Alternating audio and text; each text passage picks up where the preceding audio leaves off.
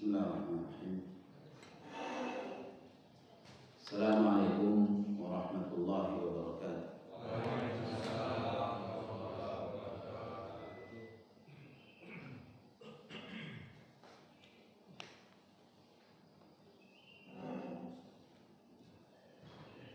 Alhamdulillah rabbil alamin. Alhamdulillahilladzi hadana li hadza wa ma kunna linahtadiya lawla an hadana Allah. Alhamdulillahilladzi arsala rasulahu bil huda wa dinil haqq liyudhhirahu 'ala ad-din kullih wa kafa billahi shahida. Asyhadu an la ilaha illallah wahdahu la syarika lah wa asyhadu anna sayyidana Muhammadan 'abduhu wa rasuluh. Allahumma shalli wa sallim wa barik wa an'im 'ala nabiyyina wa habibina wa qudwatina Muhammad wa 'ala alihi wa ashabihi wa atba'ihi wa man istanna bi sunnatihi ila yaumiddin. Amma ba'du, fa ya ayyuhal muslimun usi nafsi wa iyyakum bi taqwallahi faqad faza al-muttaqun. Jemaah yang dimuliakan oleh Allah di Masjid Al-Haram, syukur kita kepada Allah Subhanahu wa taala pada pagi hari ini, pada subuh hari ini kita diperkenankan oleh Allah Subhanahu wa taala dengan rahmat dan kasih sayangnya, taufik dan hidayahnya, sehingga kita bisa hadir di tempat yang mulia ini, kita sholat berjamaah dan kita lanjutkan dengan ta'lim surah Nabawiyah. Mudah-mudahan kehadiran kita diberikan pahala yang berlipat ganda oleh Allah Subhanahu wa taala, mudah-mudahan itu menjadi syarat istiqamah kita dalam rangka istiqamah menuju dalam Islam hingga ajal menjemput kita. Mudah-mudahan yang saat ini sedang sakit diangkat penyakitnya oleh Allah Subhanahu wa taala, dan orang tua kita, guru-guru kita, orang yang berjasa untuk kita, mudah-mudahan yang masih hidup diberikan kesehatan, panjang umur, istiqamah, dan yang sudah meninggal dunia mudah-mudahan semuanya diampuni dosa-dosanya dan kita ditempatkan di tempat yang sangat mulia di sisi Allah Subhanahu wa taala. Amin ya rabbal alamin. Jemaah yang dimuliakan Allah Subhanahu wa taala, kita lanjutkan tentang hari-hari terakhir Rasulullah SAW, apa yang beliau wasiatkan di saat beliau sedang jatuh sakit. Ya, nah, kesempatan yang lalu kita bahas tentang apa saja yang dipesankan Rasulullah pada sepekan dan 5 hari sebelum Rasulullah SAW wafat.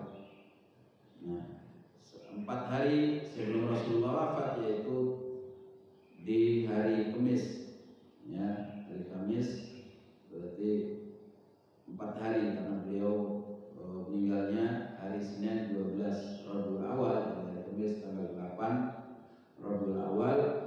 Ya, Rasulullah SAW mengatakan kepada keluarga dan juga sahabat-sahabat yang pada saat itu berada di rumah Rasulullah, menjenguk Rasulullah yang sedang sakit itu, di antaranya Umar bin Khattab, kemudian sahabat-sahabat yang lain. Ya, Rasulullah SAW mengatakan, tolong ambilkan ya sesuatu untuk saya jadikan, untuk saya tulis, ya, akan diberikan loh. Kalau dulu kan kertas belum ada, ya kan. Ya, kalau sekarang tolong ambilkan kertas, saya akan tulis ya satu wasiat buat kalian agar kalian tidak tersesat selama-lamanya. Maka dan saat itu sakit Rasulullah sudah cukup ya menderita dengan sakitnya. Maka Umar bin Khattab mengatakan, sudah nggak usah lah, kata pada teman-temannya, pada sahabat-sahabat, tidak usah, kita cukup dengan Al-Quran yang ada di tangan kita, sudah cukup itu menjadi pegangan kita. Kasihan Rasulullah ya untuk suruh mendikte atau menuliskan suatu, itu Rasulullah tidak menuliskan tapi mendiktekan suatu wasiat kepada seorang sahabatnya. Tapi temannya, sahabat-sahabat yang lain ya mengatakan biarkan saja kita biar mendapatkan wasiat apa yang ingin diwasiatkan oleh Rasulullah SAW di hari ini. Jadi akhirnya terjadi perdebatan di situ antara keluarga dan juga sahabat-sahabat yang hadir di tempat tersebut. Nah, ketika melihat perbedaan pendapat dan perselisihan pada saat itu, Rasulullah tidak suka dengan perselisihan. Ya, Rasulullah itu senangnya adalah semuanya sepakat bersatu. Nah, itu yang diinginkan Rasulullah. Ketika saling berbantah-bantahan, maka Rasulullah katakan, sudah pergi kalian semuanya, saya tidak suka dengan cara seperti ini. Akhirnya ya ini yang menyebabkan ya orang Syiah itu benci kepada Sayyidina Umar bin Khattab radhiyallahu anhu. Karena apa? Dianggap Umar ini menghalangi Rasulullah untuk berwasiat, dan isi wasiatnya itu adalah untuk menunjuk Ali bin Abi Thalib menjadi khalifah setelah Rasulullah. Menurut versi mereka, ya, bahwa wasiat itu sebetulnya adalah wasiat tentang ya kepemimpinan Ali setelah Rasulullah SAW, bahwa Ali bin Abi Thalib adalah yang akan menggantikan Rasulullah SAW. Padahal tidak demikian. Ya.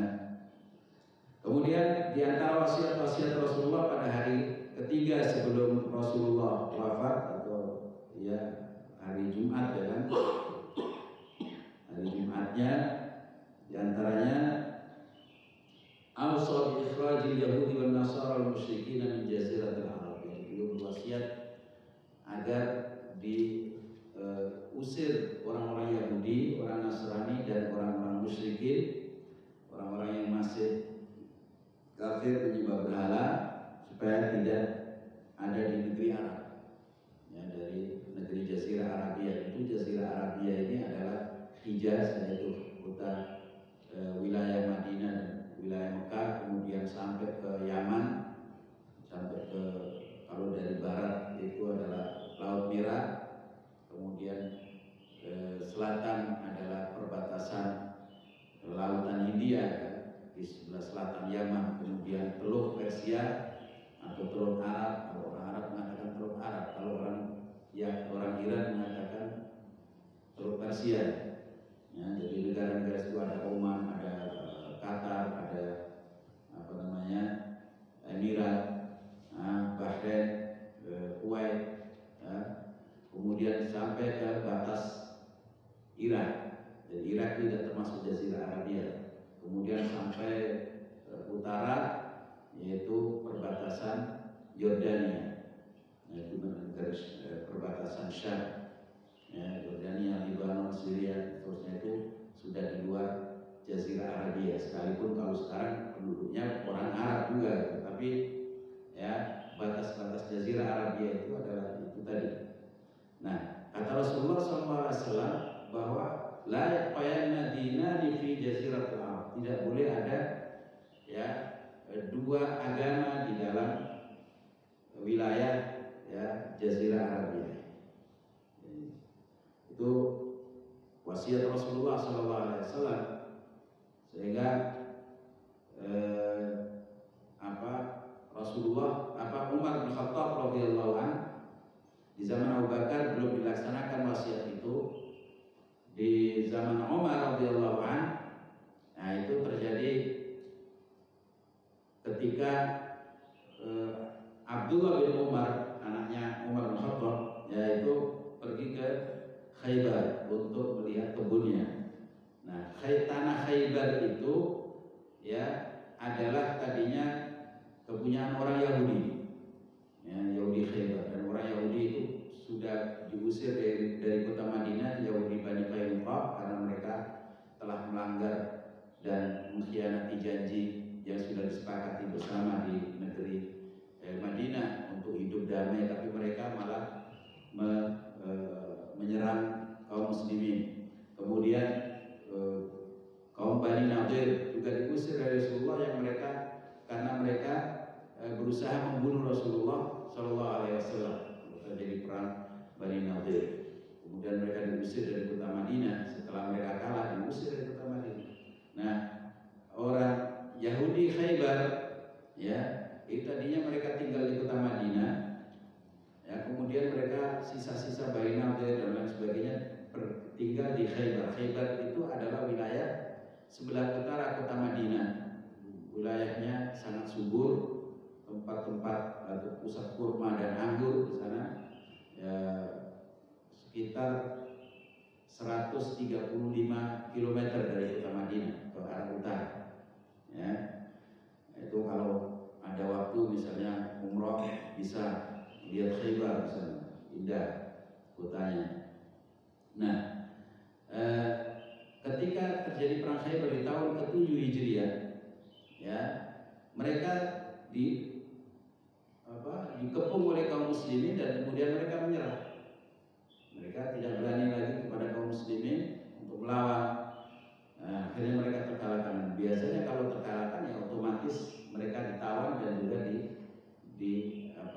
dirampas, dan itu sudah menjadi konsekuensi peperangan gitu. Nah, ketika mereka dikalahkan oleh kaum muslimin dan menjadi ghanimah, rampasan perang, harta tanah-tanah mereka oleh kaum muslimin, maka mereka bilang, ya Muhammad, ya, kalian kan tidak punya pengalaman untuk menggarap kebun, tidak punya pengalaman menggarap sawah dan seterusnya, ya, baiklah kami yang menggarap, kemudian diatur nanti hasilnya. Maka Rasulullah SAW setuju, yaitu dengan sistem musaqah. Nah, musaqah itu atau muzara'ah, nah itu bisa disepakati berapa nisbahnya, ya. Kalau kita punya tanah kemudian kita tidak bisa garap, digarap oleh orang lain. Nah, orang lain ini apakah dengan bibitnya dari dia, kemudian dia sesuai dengan kesepakatan, kemudian nanti hasilnya nisbahnya berapa persen untuk kita, berapa persen untuk dia. Dan itu dilakukan Rasulullah SAW dengan penduduk Khaybar, karena mereka sudah pengalaman. Daripada mereka pergi dari negeri Khaybar, mereka, ya, cukuplah mereka untuk bertani di tempatnya masing-masing. Tetapi ketika mereka sudah nyaman hidup di situ, ya, berkebun, ya, tapi miliknya kaum muslimin, ya, maka suatu ketika, ya, di zaman Sayyidina Umar itu, Abdullah bin Umar melihat kebunnya, ingin tahu, ya, bagaimana kebun saya gitu. Ternyata malam-malam ada orang-orang tidak dikenal nangkep siapa Abdullah bin Umar dan dipatahin tangannya dipatah, kemudian kakinya juga dipatahin, dipotek gitu, ya, sehingga berbalik gitu. Nah, itu kemudian pulang ke Madinah dan melaporkan kepada ayahnya yang jadi khalifah pada saat itu. Maka Umar bin Khattab mengatakan kepada kaum muslimin, wahai kaum muslimin, kita ingat sabda Rasulullah SAW bahwa la yabqayanna dinani fi jaziratul Arab. Kemudian akhrijul yahuda wan nasara wal musyrikin min jaziratul Arab. Keluarkan orang Yahudi, Nasrani dan jazirah Arab dan jazirah Arabia. Maka inilah keputusan Sayyidina Umar, mereka harus diusir dari wilayah kota Madinah. Khaybar masuk dalam wilayah kota Madinah di jazirah Arabia. Maka mereka kemudian diusir, ya, sekalipun mereka meminta-minta kepada Sayyidina Umar bahwa Sayyidina Rasulullah Muhammad SAW sudah mengizinkan mereka untuk tinggal di sana. Tapi Sayyidina Umar mengatakan, tidak, saya sudah mendengar sendiri dari Rasulullah agar mengusir kalian dari jazirah Arabia. Maka mereka diusir, akhirnya mereka tinggal di wilayah, ya, perbatasan jazirah Arabia di wilayah utara. Mereka tinggal di Ariha di wilayah Palestina, juga di Taimah, wilayah Yordania. Nah, itu mereka akhirnya orang-orang Yahudi, sisa-sisa orang Yahudi itu ada di sana di Palestina. Ya, sementara di Palestina sendiri sudah ada penduduk aslinya, penduduk asli Palestina. Jadi Yahudi itu, kalau sekarang negara Israel itu sebetulnya adalah orang-orang Yahudi pendatang, ya, sebab mereka sudah terusir dari negeri Palestina jauh hari sebelum itu, ya. Jadi bukan orang, karena kalau mereka Maka sekarang mengklaim ini adalah tanah orang Bani Israel atau orang negara Israel, orang Yahudi, maka tidak dibenarkan. Jadi akhirnya mereka diusir dari situ. Dan kenapa Jazirah Arabia tidak boleh dua agama? Jadi fatwa para ulama yang Syekh bin Baz itu tidak boleh orang Arab ya, di Jazirah Arabia kemudian mendatangkan orang non-Muslim ke negeri itu, ya, kecuali kalau memang ada pekerjaan-pekerjaan yang kaum muslimin sendiri di sana tidak bisa melakukan itu, ya. Pembangunan itu banyak mendatangkan tenaga-tenaga asing, ya, non-Muslim. Nah itu baru diperbolehkan, tetapi bahwa mereka mungkin di sana untuk selamanya itu tidak diperbolehkan, karena tidak ada orang non-Muslim yang punya ya properti di daerah Jazirah Arabia itu tidak boleh, karena itu wasiat Rasulullah SAW. Kalau memang ada orang Islam yang bisa membangun ya bangunan-bangunan yang ya dibutuhkan oleh orang-orang Jazirah Arabia, maka tidak perlu mendatangkan orang-orang asing.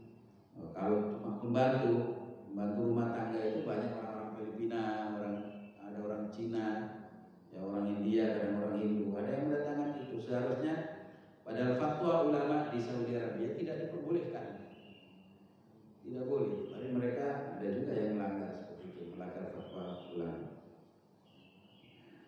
Hal itu disebabkan karena Jazirah Arabia ini harus menjadi satu, ya, pusat dari keislaman dan selamanya akan menjadi milik kaum muslimin, ya. Kecuali pada saat itu, yaitu wasiat kedua Rasulullah bahwa orang-orang Nasrani dari Najran atau orang-orang Nasrani dari yang lain, tempat lain yang pernah datang kepada Rasulullah, kemudian Rasulullah memberikan janji untuk diberikan keamanan di negerinya, diperbolehkan melaksanakan agamanya secara bebas. Nah itu melalui perjanjian dari Rasulullah langsung, itu di tahun ke-9 Hijriah.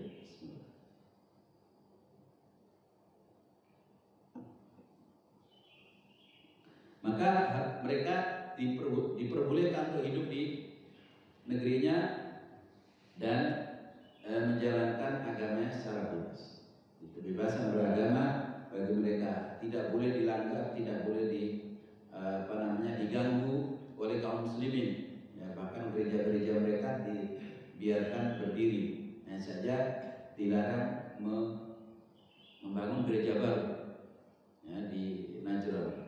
Pada akhirnya generasi muda mereka lambat laun ada masuk Islam semuanya kan.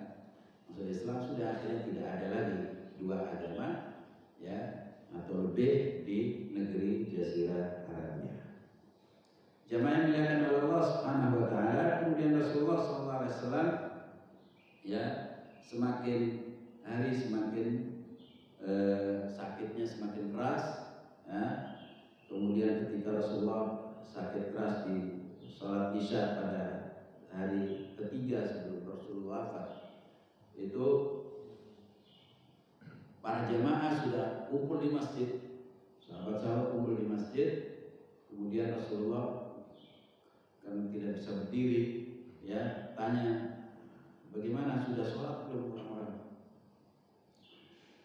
Kemudian keluarganya merasa, ya Rasulullah belum, mereka menunggu kamu, menunggu engkau ya Rasulullah, ya.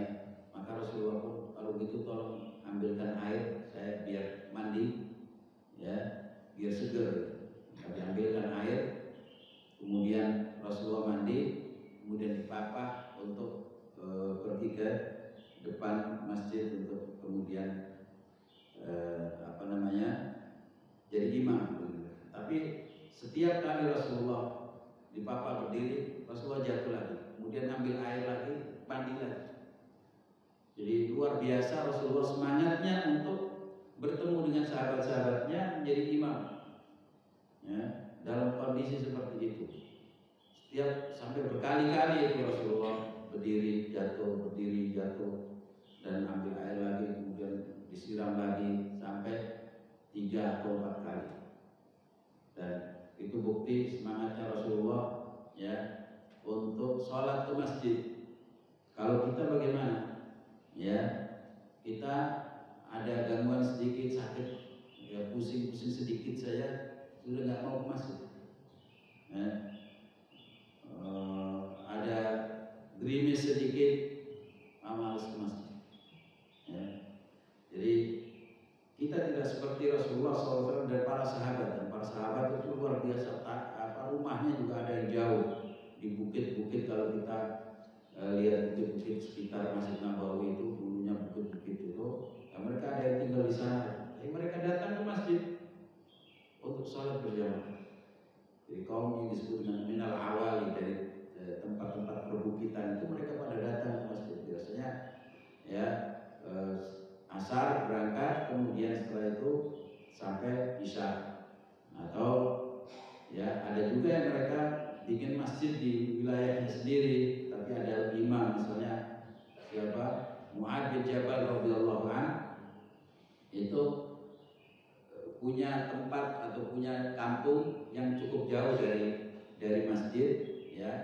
Di sana ada musola sendiri, ada masjid yang bukan masjid jami, berarti musola istilah kita. Kalau masjid jaminya ya Masjid Nabawi itu, ya. Nah, tidak ada sholat jamaah Jumat di sana, tapi sholat jamaah bagi warga sekitar. Nah itu Mu'ad bin Jabal ketika sholat bersama Rasulullah sholat isya gitu ya. Kemudian pulang jadi imam di masjidnya, masjid kampungnya. Nah, jadi pernah Mu'ad bin Jabal malam-malam setelah sholat isya itu bacaannya panjang. Maka ada seorang sahabat yang ya memisahkan diri, mufaraqah itu boleh itu kalau orang misalnya ya sedang jamaah kemudian ada imamnya agak panjang sedikit, kemudian dia sakit perut atau apa gitu, boleh mempercepat sholatnya, artinya niat untuk memisahkan diri dari imam, ya. Kemudian sholat sendiri dan kemudian pulang, boleh itu. Nah itu waktu itu ada seorang sahabat yang karena dia punya pekerjaan di sawah, di ladangnya, untuk mengairi sawahnya, mengairi ladangnya itu malam-malam. Biasa kalau malam airnya datang kan gitu ya. Nah, ini terlalu panjang ini, maka keluar setelah itu Mu'ad bin Jabal bertanya setelah sholat, siapa dia? Kelihatannya agaknya ada yang keluar. Oh si fulan bahaya Mu'ad. Oh, dia itu munafik itu. Nah, ketika orang yang dengar dikatakan munafik, lapor pada Rasulullah besok. Lapor pada Rasulullah, ya Rasulullah, ini saya dikatakan munafik. Kenapa? Itu Mu'ad bin Jabal sholat lama sekali, sementara saya perlu mengairi kebun saya. Ya. Maka saya mufaraqah, saya memisahkan diri dan sholat sendiri ya Rasulullah. Ya. Kemudian Mu'ad yang dipanggil oleh Rasulullah SAW, karena memang Mu'ad orang dekatnya Rasulullah. Ya. Mu'ad itu disebut oleh Rasulullah a'lam ummati bil halal wal haram, Mu'ad bin Jabal. Jadi orang yang paling tahu tentang halal haram, hukum halal haram dari umat itu adalah Mu'ad bin Jabal.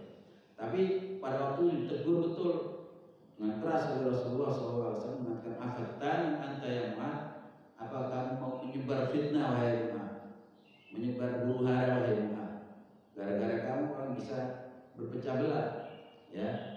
Kenapa kamu panjang-panjang sholat dengan orang-orang yang memang kerjaannya sebagai tani? Ya. Kenapa kamu tidak baca wasyamsi wadduhaha saja, atau wadduha, atau apa sabbih isma rabbikal a'la, aina antum wasyamsi wadduhaha, aina antum, seperti itu. Ditegur oleh Rasulullah SAW karena tidak melihat kondisi jemaah. Jadi intinya bahwa Rasulullah SAW luar biasa semangatnya untuk sholat berjamaah di masjid. Ya. Ini ya, jangan sampai kita sebagai umatnya kemudian menganggap sholat berjamaah di masjid itu adalah hal yang Kemudian suatu ketika di hari Kamis, di hari sholat Isya juga, ya, Rasulullah SAW perintahkan Abu Bakar supaya jadi imam, ya, di hari ketiga itu supaya jadi imam. Kata Aisyah radhiyallahu anha, ya Rasulullah, jangan Abu Bakar jadikan imam karena Abu Bakar itu mudah menangis, hatinya terlalu lembek, ya, ketika membaca Al-Quran mesti tersentuh dan menangis sehingga akan mengganggu jamaah. Kalau banyak-banyak menangis tentu terganggu juga, ya, jadi jamaahnya akan terganggu. Maka tetap saja Rasul Abu Bakar perintah untuk sholat dengan para jamaah, jadi imam. Akhirnya, ya, Abu Bakar yang menjadi imam. Maka di hari ketiga itu, ya, atau hari kedua, ya, ketika Abu Bakar jadi imam di masjid, hari kedua itu sholat zuhur, ya, sholat zuhur di masjid. Kemudian Rasulullah melihat Abu Bakar sudah jadi imam, Rasulullah datang. Ya, rupanya agak ringan, kemudian datang duduk di papah dua orang, kemudian minta didudukkan di sebelah kanan Abu Bakar. Nah, Abu Bakar melihat atau merasakan ada Rasulullah datang, dia mengatakan, ini saya tidak pantas kalau saya jadi imam, Rasulullah yang jadi makmum. Tidak pantas kalau Rasulullah jadi makmum, saya jadi imamnya. Maka dia mundur gitu. Abu Bakar bilang, sudah tetap saja di posisimu, saya jadi makmum. Nah, kemudian tapi Abu Bakar tetap saja karena merasa, ya, saya ini siapa gitu kan. Maka beliau mundur dikit, kemudian berada di sebelah kanan, pindah ke sebelah kanan Rasulullah SAW. Kemudian Rasulullah duduk dan jadi imam, Abu Bakar berdiri. Maka Abu Bakar bermakmum pada Rasulullah dan makmum-makmum yang lain bermakmum pada Abu Bakar. Jadi itu bermakmum kepada makmum yang lain itu diperbolehkan. Misalnya kita kalau seandainya nggak ada pengeras suara, kalau sekarang pengeras suara kan jamaah yang ada di belakang betul, misalnya masjid itu besar gitu kan. Nah, itu yang ada di belakang tetap saja kedengaran. Kalau seandainya tidak ada pengeras suara, nah kemudian imamnya bikin aba-aba Allahu Akbar, yang dengarkan yang depan.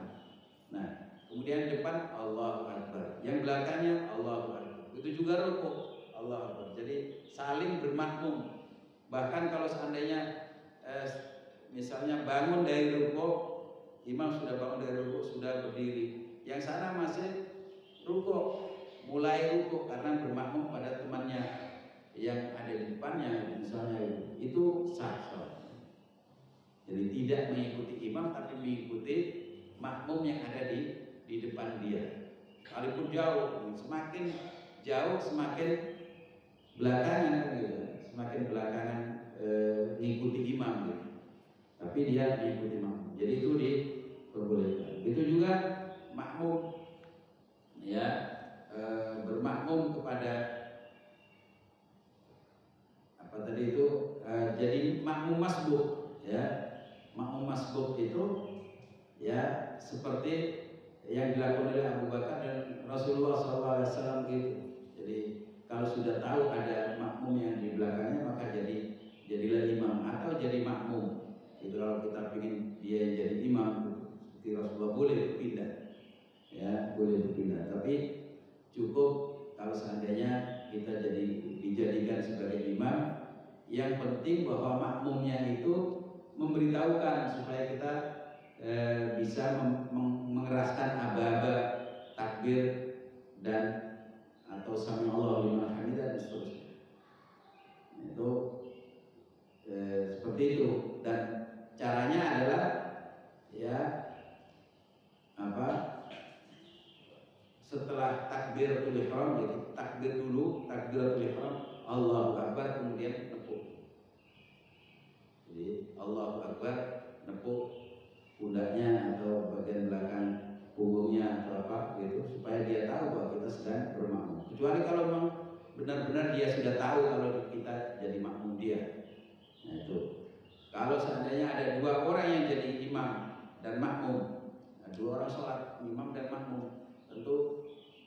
berjejer seperti yang dilakukan oleh Abu Bakar dan Umar, Rasulullah tadi itu. Jadi berjajar gitu. Dan itu sunnahnya seperti itu. Kemudian ada orang baru yang baru datang, maka orang yang baru datang inilah yang kemudian dia Allahu Akbar, kemudian nepuk punggungnya makmumnya di sebelah kanan, nepuk punggungnya, kemudian dia mundur. Atau misalnya dia karena di belakang ada tembok gitu, tidak mungkin nepuk makmumnya, nepuk imamnya supaya maju. Nah, itu boleh. Jadi Allahu Akbar, kemudian dorong imamnya supaya dia maju. Lalu saling tahu, kalau sama-sama tahu ngerti hukum seperti itu, ya tidak jadi masalah. Masalahnya kalau tidak saling tahu, ya akhirnya jadi masalah nanti, ini ngapain tepuk-tepuk punggungnya, kan gitu. Makanya mesti sama-sama pernah ngaji gitu, sama-sama pernah ngaji. Itu para jamaah yang Allah. Selanjutnya sehari sebelum Rasulullah SAW wafat, ya Rasulullah ya mensedekahkan semua yang beliau miliki pada malam itu, pada hari itu. Ya, ada di rumah beliau ada 6 atau 7 dinar, itu semuanya disedekahkan. Ya, kemudian senjata-senjata yang beliau punya, pedang-pedang, tombak apa, dihibahkan kepada kaum muslimin, ya, dihibahkan kepada kaum muslimin. Sementara Aisyah pada waktu itu radhiyallahu anha, ya malam itu rumahnya gelap karena lampunya, minyaknya habis, nggak punya minyak, ya, untuk minyakin, untuk menerangi rumah Aisyah dan cucu itu ada Rasulullah yang sedang sakit. Maka Aisyah ya mengirimkan lampu itu, lampu teplok ya dulu kita itu. Nah itu kepada teman-temannya, sebagian temannya tolong, atau kepada istri Rasulullah yang tolong diisi minyak.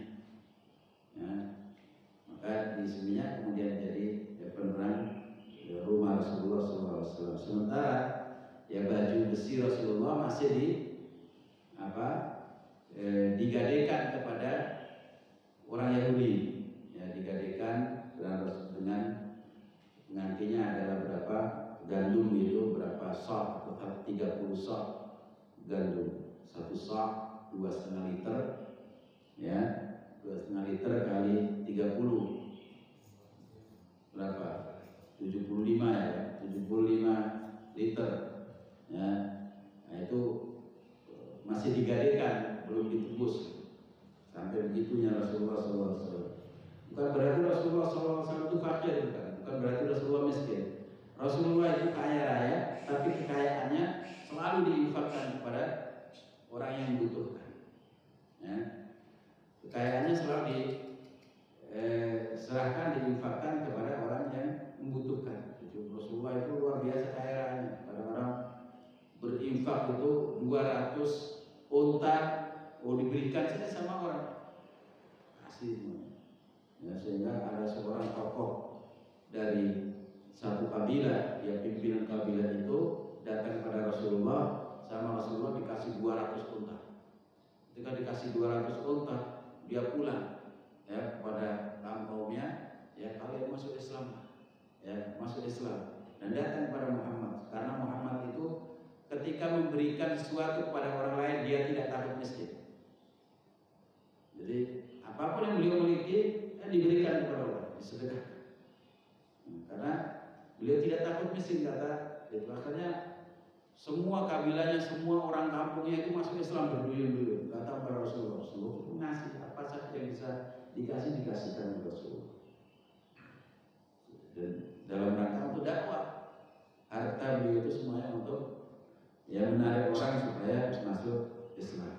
Sekalipun orang itu awalnya masuk Islam karena pemberian Rasulullah, tapi pada akhirnya kan ikhlas. Sekalipun awalnya niatnya nyari duit, nyari harta gitu kan, tetapi lama-kelamaan jadi paham. Yang penting sekarang masuk Islam dulu saja, mau mengucapkan 2 kalimat syahadat.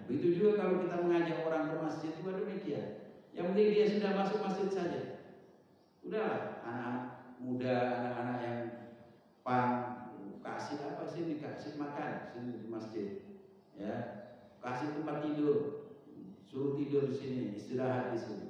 Yang penting dia lama-lama melihat orang pada sholat, orang sekalipun dia tidak sholat, melihat itu saja sudah bagus. Ya, dan nantinya lama-lama dia akan mau sholat, belajar sholat, belajar ngaji, belajar iqra. Jadi seperti itu dilakukan Rasulullah SAW. Pernah Rasulullah itu ketika ada pemimpin orang dari Najd, Bani Hanifah dari Najd, ya, dia ditangkap oleh salah seorang sahabatnya di suatu wilayah karena dia mau datang ke kota Madinah membunuh Rasulullah. Ditangkap. Ya, kata Rasulullah, sudah ikat saja di salah satu tiang masjid. Diikat itu selama 3 hari. Diikat. Ya. Nah, dia selama 3 hari ya dikasih makan, dikasih ya apa yang dia butuhkan gitu. Tapi dalam ikatan karena ditahan dia. Nah, selama 3 hari itulah dia melihat aktivitas Rasulullah bersama sahabat-sahabatnya. Sholat jamaah, bagaimana hubungan ukhuwah mereka, bagaimana ya mereka mendapatkan siraman rohani, wasiat-wasiat, dan mendapatkan Rasulullah dapat wahyu dari Allah. Bagaimana dilihat itu sampai 3 hari ya Rasulullah, ya Muhammad, ya, kalau engkau bunuh saya, ya, kaum saya, ya, anak buah saya pasti tidak akan terima. Tapi kalau engkau mau membebaskan saya, maka saya akan ya ngerti bagaimana cara saya untuk membalasnya. Maka Rasulullah ngerti ini orang baik sebetulnya. Ya udah, lepaskan. Ketika dilepaskan, ya Rasulullah, saya mau masuk Islam. Masuk Islam, kata Rasulullah, ya sudah, kamu mandi dulu ke kebun saya, itu ada sumur, mandi, kemudian sini, kemudian mengucapkan 2 kalimat syahadat. Itu adalah namanya Usama bin Usal, ya, atau Sumama bin Usal, orang yang pertama kali umroh, ya, orang Islam yang pertama kali umroh itu. Sahabat Rasul yang pertama kali umroh, sebelumnya belum ada yang umroh, ya, karena tidak diperbolehkan oleh orang Quraisy. Kemudian Rasulullah SAW di hari terakhir, yaitu hari Senin, Rasulullah SAW melihat kaum muslimin sedang sholat subuh. Seperti saat ini sedang sholat subuh, ya, Rasulullah kelihatannya segar, badannya segar. Jadi Rasulullah melihat dari balik pintu, ya, kamar Aisyah radhiyallahu anha itu, di balik itu para sahabat sedang mau menunaikan sholat subuh. Mereka nunggu apa yang terjadi dengan Rasulullah. Ketika melihat Rasulullah kelihatan seger, Rasulullah alhamdulillah sudah seger, ya. Kemudian setelah itu ternyata ditutup lagi lampunya, Rasulullah tidak keluar. Maka mereka sholat subuh bersama Abu Bakar As-Siddiq radhiyallahu anhu. Kemudian setelah itu Rasulullah tidak keluar lagi. Di saat itulah setelah sholat subuh di pagi hari itu, Rasulullah memanggil Fatimah radhiyallahu anha, putrinya, putri kesayangan Rasulullah. Kemudian dibisiki, ya, pada bisikan pertama Fatimah luar biasa menangis, ya, menangis sesungguhkan gitu, ya. Kemudian dibisikin lagi sama Rasulullah, dia ketawa, tertawa. Nah, Aisyah radhiyallahu anha dan Aisyah Fatimah itu radhiyallahu anha itu seusia kira-kira gitu, ya, sepantar gitu. Nah, jadi dekat dengan Aisyah dengan Fatimah itu, sekalipun satu istri satu putri Rasulullah SAW, dekat sekali. Dan ditanya Fatimah, apa sih kamu kok aneh? Nah, kamu pertama dibisikin Rasulullah, kamu tahu apa, menangis. Luar biasa kamu menangis, bener-bener nangis deh kamu tadi. Terus setelah itu kamu tertawa, kenapa? Nah, kemudian dikatakan Rasulullah SAW bisiki saya pertama bahwa beliau mau meninggal dunia, mau ketemu dengan Allah Subhanahu Wa Taala, yaitu ketika Rasulullah disuruh milih, ya, antara hidup selama-lamanya dan mendapatkan nikmat di dunia, atau ingin ketemu dengan Allah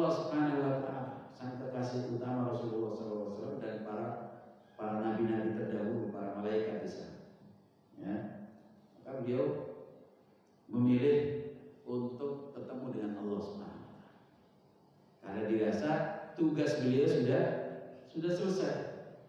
Ya, tugas beliau sudah selesai untuk menjadi nabi, menjadi rasul, dan sudah ingin ketemu dengan sang kekasih mulia Rasulullah, yaitu Allah Subhanahu wa Ta'ala. Maka beliau maka menangislah Fatimah mendengar itu.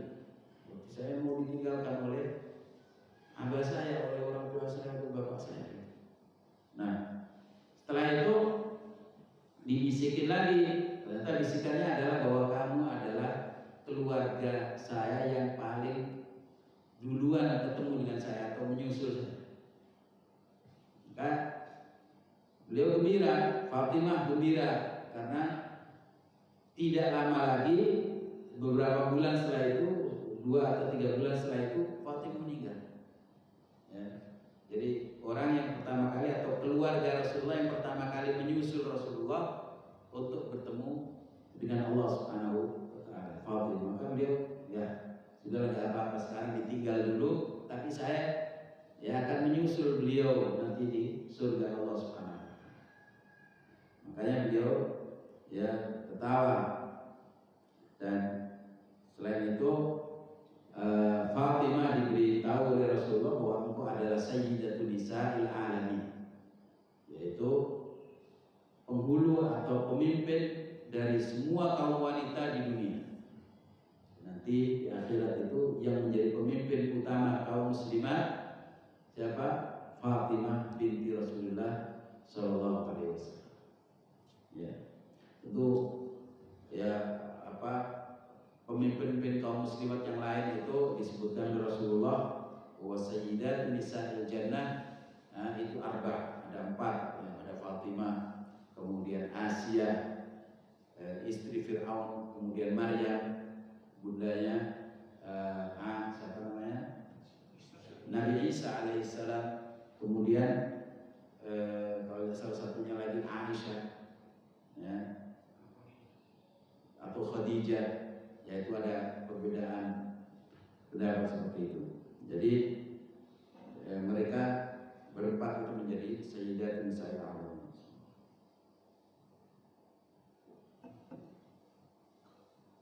Kemudian di pagi hari itu, hari Senin 12 Rabiul Awal tahun 11 Hijriah, ya, sakit Rasulullah semakin keras, dan sahabat yang melihat, termasuk keluarga Rasulullah, melihat Rasulullah SAW, melihat sakitnya Rasulullah yang sangat luar biasa itu, mereka sedih banget, ya, sampai Fatimah mengatakan, ya karba abata, ya Rasulullah sendiri juga sambatan, istilah apa tuh, mengeluh, ya, wah rosa, kepalaku sakit sekali, ya. Kemudian beliau mengatakan bahwa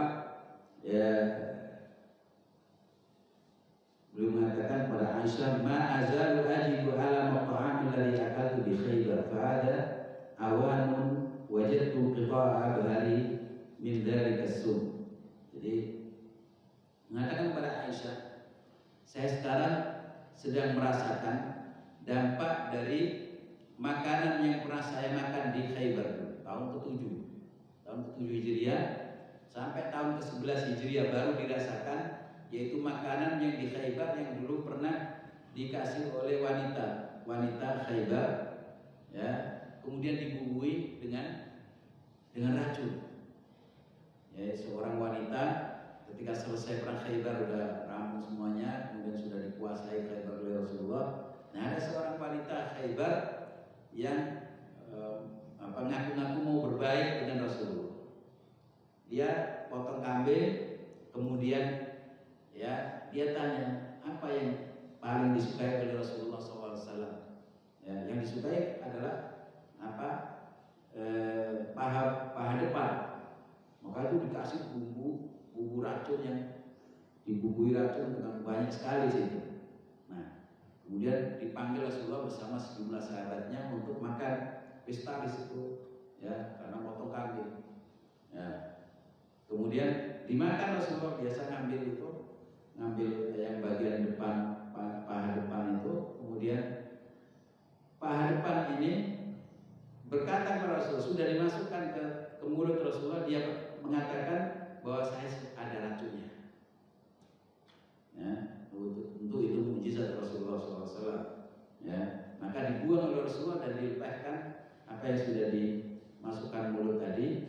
Kemudian Rasulullah pergi ke mana? Pergi ke Madinah, ya, meninggalkan tempat itu. Nah, tapi kemudian Rasulullah memaafkan wanita tersebut. Hanya saja ketika ada seorang sahabat Rasulullah, ya, yang meninggal gara-gara kena racun itu, Rasulullah perintahkan tangkap wanita itu dan harus dikisos karena menyebabkan kematian orang, membunuh orang. Ya, kalau sekarang ya orang yang sudah terbukti membunuh saja diulur-ulur terus. Kalau Rasulullah ya, tangkap dan dikisos langsung, tegas, ya, tidak direkayasa. Ya, sudah jelas. Sekalipun dia adalah tokoh Yahudi, yaitu namanya Zainab, wanita itu dari anak seorang tokoh Yahudi. Ya, tetap saja Rasulullah ya menurut tangkap karena harus dikisos, menyebabkan kematian orang. Nah, sementara Rasulullah sendiri karena memang jiwa beliau adalah pemaaf, ya, sekalipun beliau sudah memasukkan ya bagian dari daging kambing tadi itu dan ada racunnya yang masih ada di situ. Nah, racun itu ternyata selama bertahun-tahun ini bekerja sehingga dampaknya di tahun ke-11 itu Rasulullah mau wafat, beliau mengatakan ya bahwa akibat dari makanan yang aku makan itu masih ada sekarang, masih bekerja, sehingga urat-urat saya di punggung ke jantung itu abhar bahasa Arabnya, ya, urat atau apa itu saraf-saraf yang ada di punggung, ya, karena memang bagian-bagian tubuh kita itu saraf-sarafnya itu ada di punggung, sehingga ada sekarang teori totok punggung segala itu. Nah, itu dari punggung ke jantung itu terpotong, maka disitulah Rasulullah meninggal dunia, wafat karena itu, ya, yaitu sebab-musababnya dari itu. Ya, karena itu Rasulullah SAW itu meninggalnya dalam kondisi syahid fisabilillah, karena terbunuh dia. Hanya saja terbunuhnya tidak langsung, terbunuhnya di zaman itu di 4 tahun yang lalu, gitu. Nah, 4 tahun yang lalu, ya, kemudian beliau terbunuhnya di tahun keempatnya, tahun ke-11 Hijriah. Maka Rasulullah SAW itu punya derajat yang paling tinggi, ya. Nah, ketika Rasulullah mau meninggal dunia, Rasulullah mengatakan ma'alladzina an'amta 'alaihim minan nabiyyin was-siddiqin wasyuhada'i was-shalihin wa hasuna ulaika rafiqa Allahumma rafiqal a'la Allahumma rafiqal a'la. Jadi doa Rasulullah seperti itu. Ya Allah, sudah saya kumpulkan saja bersama-sama dengan orang-orang yang telah Engkau beri nikmat kepada mereka. Bagaimana doa kita? Ihdinas siratal mustaqim siratal ladzina an'amta 'alaihim, yaitu jalan orang-orang yang Engkau beri nikmat kepada mereka. Siapa orang-orang yang diberikan nikmat itu?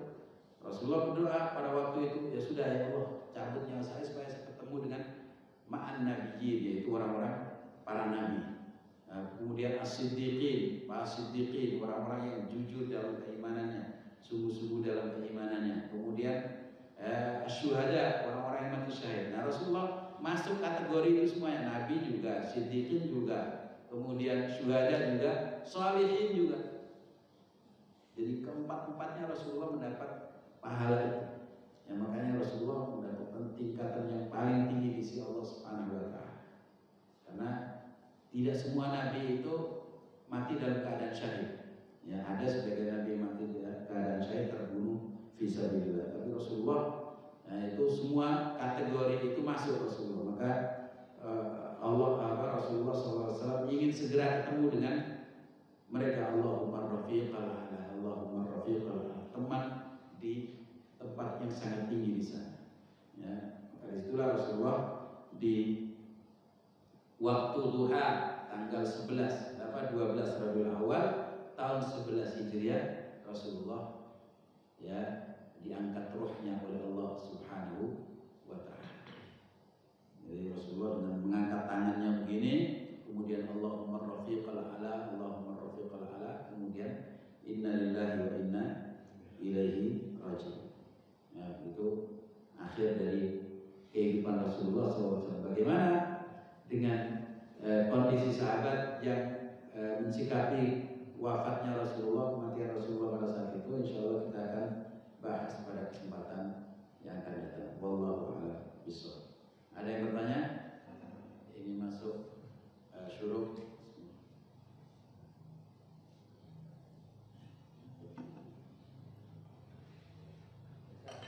Ada? Monggo Pak, silakan. Waalaikumsalam. Nabi pas mau dicabut istrinya mengucapkan la ilaha illallah. Biasanya kan kita diistilahkan Rasulullah. Ya. Apakah mengucapkan la ilaha illallah? Oh ya. Jadi ketika mau meninggal dunia itu Rasulullah mengucapkan la ilaha illallah innalil mauti lasakarat. Ya. La ilaha illallah, sungguhnya kematian ternyata ada sekaratnya. Nah, sekaratnya itu sekarat dari kata sakara. Sakara itu mabuk. Jadi karena saking sakitnya orang dicabut nyawanya, ibaratnya nyawa ini sudah bertahun-tahun ngikut pada kita, nempel dengan jasad kita, kemudian dicabut. Ya, ibaratnya orang nguliti kambing, dikulit. Ya, sakitnya luar biasa. Sehingga kalau orang tidak ditolong oleh Allah Subhanahu wa taala, dia tidak bisa selamat untuk di samping itu ada godaan-godaan biasanya orang yang mau meninggal. Godaan dari setan iblis datang. Ya, ada yang menyerupakan orang tuanya yang sudah meninggal, kakeknya, oh kamu harus masuk Kristen, kamu harus keluar dari Islam, kamu harus jangan mengucapkan la ilaha illallah. Karena itu kita sebagai orang yang beriman ya doa Allahumma hawwin alaina fi sakaratil maut, ya Allah mudahkan kami dalam sakaratul maut.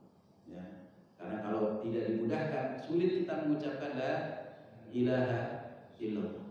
Sekalipun kita sudah ngapalin dari dulu la ilaha illallah, tapi kalau orang tidak mendapatkan rahmat dari Allah sulit.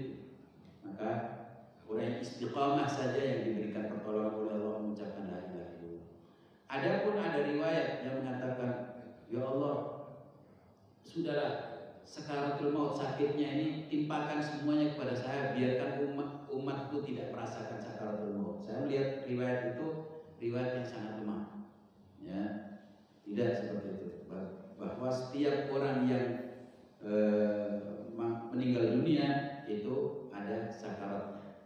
Innal maut sakarat. Nah itu sangat sakit sekali. Hanya saja memang ada orang-orang yang dimudahkan ya lebih ringan daripada yang lain. Ada orang yang sakitnya luar biasa, ada yang dimudahkan oleh Allah sehingga tidak terlalu sakit dan mudah roh untuk keluar dari jasadnya. Ada yang roh tidak mau keluar dari jasadnya juga ada. Jadi ditarik ulur oleh malaikat maut. Ya. Kalau ditarik ulur luar biasa sakitnya kan itu. Tarik, dia nggak mau, dibalikin lagi, tarik lagi. Ya. Bahkan dalam ayat itu disebutkan ya yatafawul malaikatu dharibi aydihim wa adbarihim wa qawduhu adzabal hariq gitu. Ya, jadi mereka dipukul-pukul sama malaikat, ayo keluarkan rohmu. Ya, silakan kamu akan mendapatkan siksa di neraka, akan dibakar di neraka. Itu dipukul-pukul pantatnya, dipukul tangannya, dipukul wajahnya. Ya, ayo keluar. Dipaksa oleh malaikat. Karena tidak mau, kalau orang banyak maksiatnya, nggak mau dia ketemu dengan Allah. Tapi bagi orang yang ahli ibadah, orang yang istiqamah, nah ini justru ditunjukkan oleh Allah tempatnya di surga. Mau meninggal ditunjukkan. Oh, sehingga ketika melihat kesenangan yang luar biasa itu, nah ini dicabut nggak terasa. Oh, karena saya ingin cepat-cepat ke sana itu. Tapi kalau orang ditunjukkan tempatnya di neraka, ya nggak mau. Jangan digandolin ini, digandolin itu roh dicabut oleh malaikat, semakin sakit. Nah, mudah-mudahan kita semuanya dimudahkan oleh Allah dalam satu